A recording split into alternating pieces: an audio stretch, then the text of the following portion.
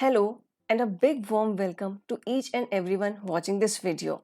Myself Dr. Manu and today I will be discussing on COVID-19 variants.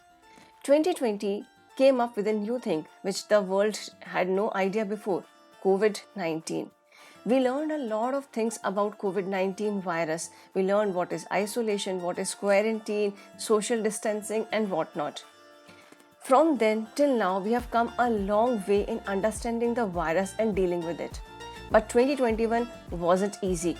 We had further new things to learn. We learned what are strains, what are mutations, what are variants. And hence today's video where we are going to discuss the symptoms and the variations which are happened in the virus. So without further delay, let's get started.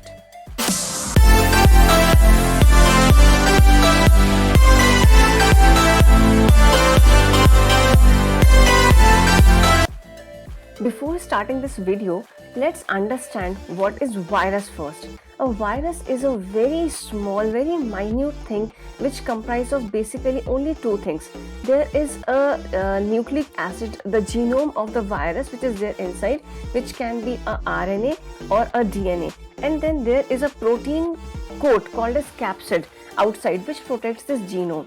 And this protein coat or capsid has a lot of outer proteins attached to it.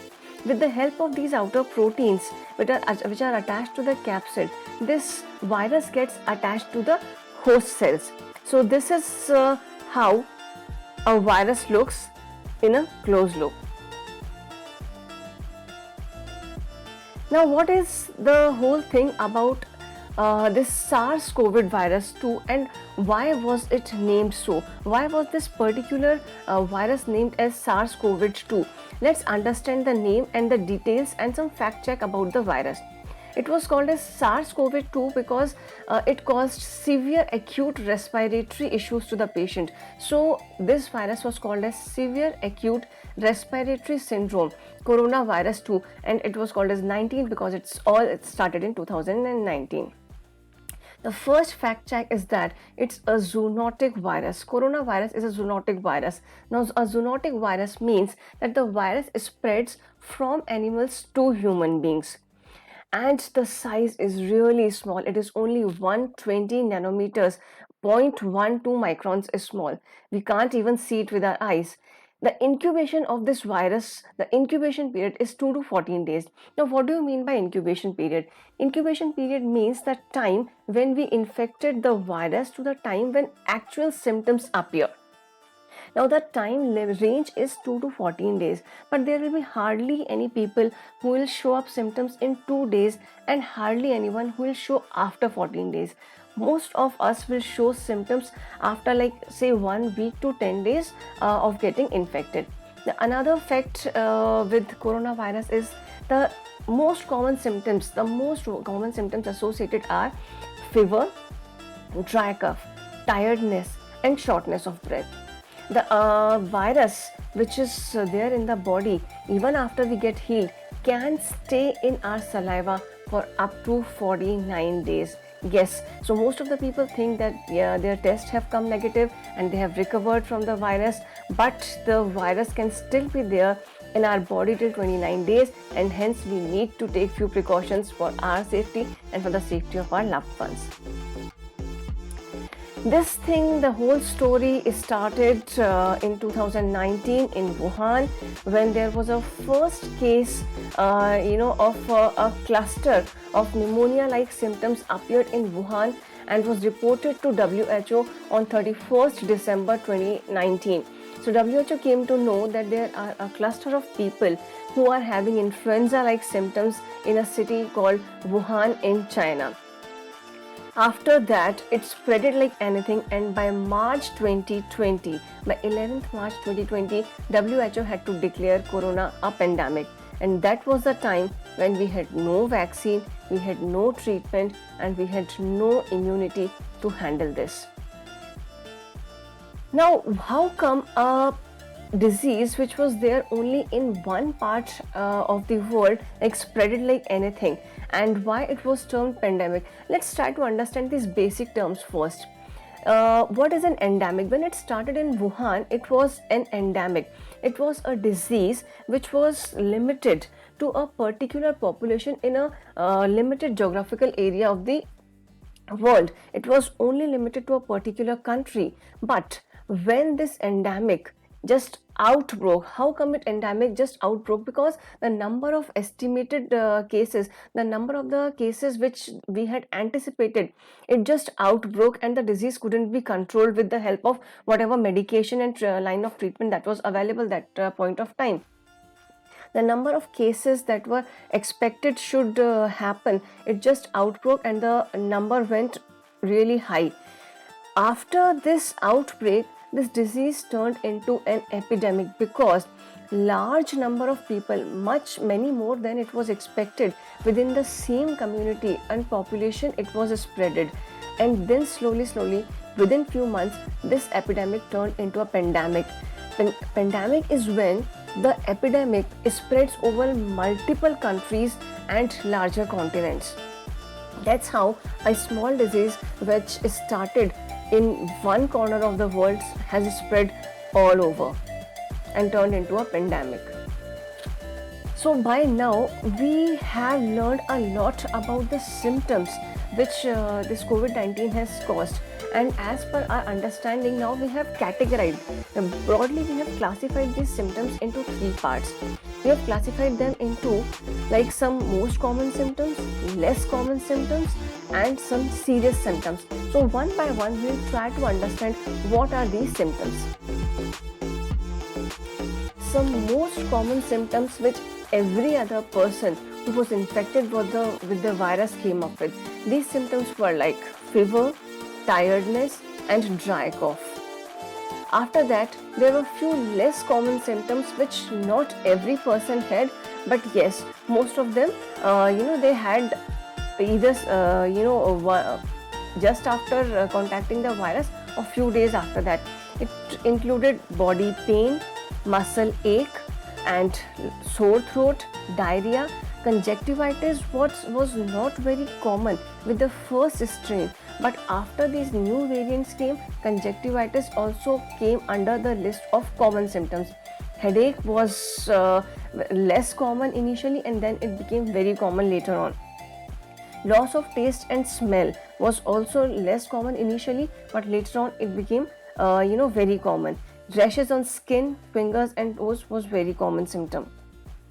After that, we came up with serious symptoms like shortness of breath, loss of speech and movement, or chest pain.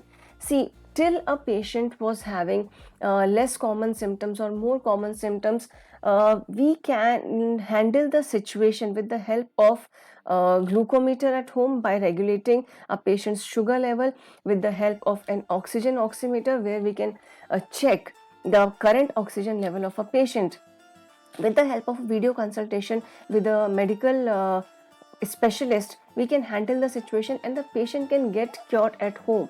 But when the symptoms turn into some serious symptoms like shortness of breath, loss of speech or movement, and chest pain, then we should immediately rush to the hospital and get the treatment started there. Everything was coming under control and we were trying to understand the virus. We knew a lot about the symptoms, and then the game changed, altogether when the new mutants came into scene. Now, virus mutation is something which is not new and which is absolutely not unexpected. Mutations do happen. That is a nature of the virus to change itself, to protect itself. It keep on changing. But mutations, till now, a lot of mutations has happened in coronavirus. But most of the mutations, they just come and they disappear without doing a real harm. But there were few mutants which came and they stayed, and there was lot of big harm which actually they have done to us. Let's discuss few of the new mutants that came. The first mutation that caused a lot of discomfort to the patients and was UK variant, which was also called as Kent variant or B117 technically. Now, how was this variant more problematic for us. This strain was noticed in September 2020, and what happened was there were almost 17 genetic changes in this mutant as compared to the previous one, and because of these mutations, this UK variant had a spiny appearance which was not there in the original strain. Now, because of this 17 genetic changes, this UK variant or the Kent variant could bind to the host cell more tightly as compared to the original strain, and because of this more holding on tight to the host cell, it was 70 times more infectious than the original strain. And because of this, the symptoms which were there with the original strains became more persistent. Patient had more persistent fever, persistent dry cough. There was lot of tiredness in the patient, lot of weakness, and the symptoms lasted longer than the previous strain. The another strain which came into scene was a Brazil variant. B1351 is the technical name. This Brazil variant came in October 2020, and it was again different from UK variant. It has a different mutation which was there in the UK variant, and all the drugs which were acting on the original variant, they were not acting that effectively on these new variants. And after these two variants, we had an Indian variant which is B1167 and B1168. Now this B1167 is a double mutant and B1168 is a triple mutant. Double mutant means after the virus undergoes a mutation, then the original strain and the first mutant, they again combine together to make a third mutant, that is called as double mutant. And a triple mutant means a double mutant again combines with another form of virus, and then it becomes a triple mutant. So this 1167 and 1168 were even difficult to handle than the original strain. Then what happened with upcoming of these strains were that our kids came at risk. With the original strain, we saw that it was not affecting the kids below 18 years of age much, but with the coming up of new strains, what we could see what we could see is that more and more of kids which were less than 18 years of age were getting affected. But the good part was that because these kids have good immunity power as compared to an elder body, the body of a kid is having much better immune system. So because of a better immune system, kids were showing only mild and minor symptoms. The most common symptom was just a mild fever which could be handled with basic paracetamol tablet. The rare symptoms which we saw in 18 minus population kids were like GIT infection, body aches, muscle pain, runny eyes, skin rash and swellings. These symptoms were there, but rarely in very few of them. Most of the kids recovered at home with the help of basic precautions and basic medication. Very few times it happened that the patient suffered with MIS-C, which is multi-system inflammatory syndrome, which happened post-COVID, and that's why doctors were emphasizing the fact again and again that even after you have recovered, take precautions for few days, take rest for few days, and don't break your isolation and quarantine thing immediately after you are tested negative. Still try to isolate yourself, take some rest, take some precautions, and then slowly come on to your normal routine, because if MIS-C happen, then it's really fatal and it can be disastrous.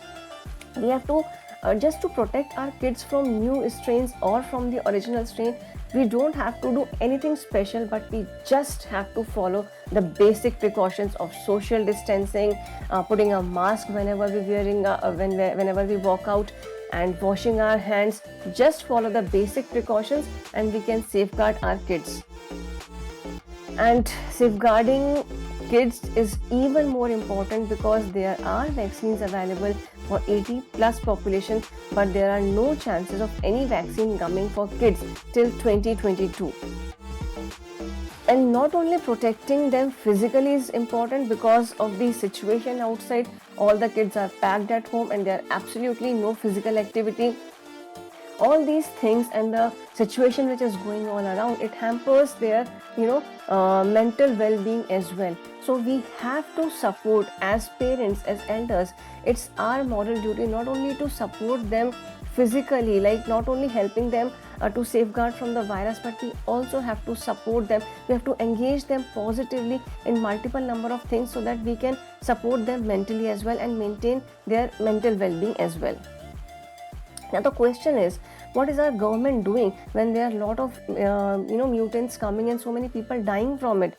So what is our government doing is they are trying to do as much as sequencing as possible. Now what happens with sequencing? The more the sequencing we will do, it will help us to understand the nature of the virus, and we will understand how many new mutants have appeared till now.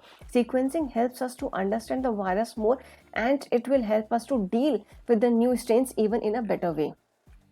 What are our vaccine companies doing? Our vaccine companies are, trying their best to re-engineer the vaccines in a way so that our vaccines remain effective for the new strains as well. But now, the bigger question, what are our scientists doing?